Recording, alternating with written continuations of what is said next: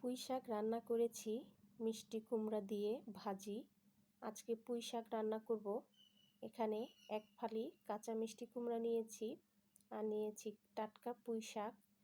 তা আমি শাকটা আলাদা করে বেছে নিচ্ছি। ডাঁটা এবং মিষ্টি কুমড়া একটা বাটির মধ্যে আলাদা করে কেটে নিয়েছি এবং পুঁই শাকটা ভালো করে ধুয়ে ছোট ছোট করে টুকরা করে নিয়েছি।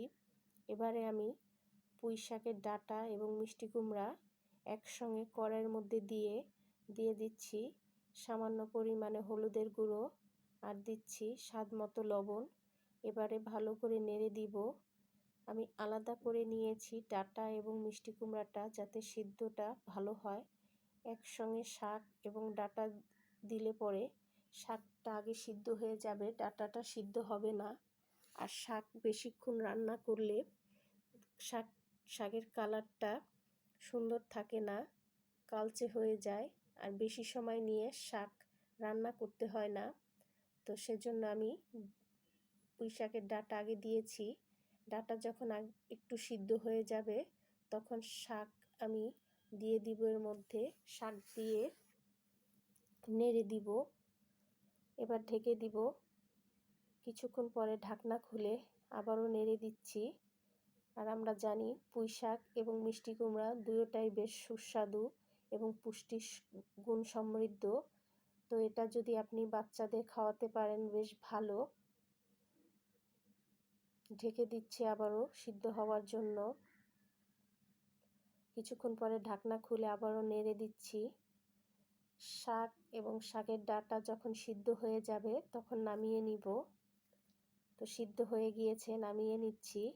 এবারে কড়াইয়ের মধ্যে তেল দিয়ে দিচ্ছি। তেল দিয়ে দিব পেঁয়াজ এবং রসুন কুচি আর কাঁচামরিচ। এবার পেঁয়াজ রসুনটা আমি বাদামি করে ভেজে নিব। পেঁয়াজ রসুনটা আমি বাদামি করে ভেজে নিচ্ছি। ভাজা হয়ে গিয়েছে।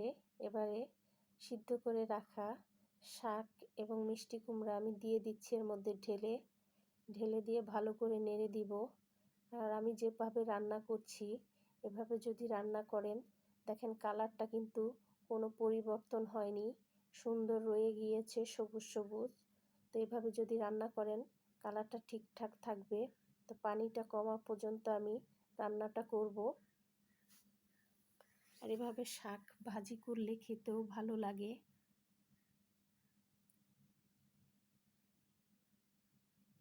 তো পানিটা কমে আসা পর্যন্ত অপেক্ষা করছি।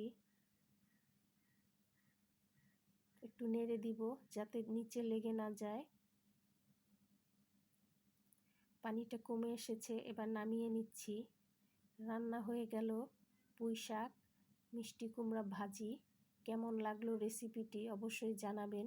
ভিডিওটি ভালো লাগলে শেয়ার করে অন্যকে দেখার সুযোগ করে দিবেন। ধন্যবাদ সকলকে।